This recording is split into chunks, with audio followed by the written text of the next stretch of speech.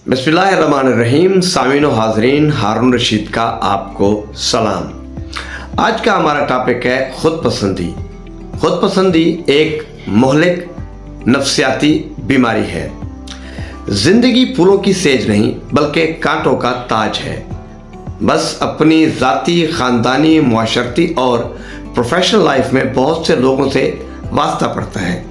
ज़िंदगी की पुरखार राहों में कुछ लोग मोहब्बत, उम्मीद और खुशी से भरे हुए हैं, लेकिन कुछ लोग ज़िंदगी में स्पीड ब्रेकर की तरह आते हैं जो न सिर्फ बंदे की राह खोटी करते हैं बल्कि ज़हनी अजियत का बायस भी बनते हैं। ऐसे लोग अल्लाह की रहमत से मिलने वाली कामयाबियों, खुशियों और नेमतों को अपनी काबिलियत का शाखसाना समझते हुए खुद पसंदी के दलदल में उतर जाते हैं।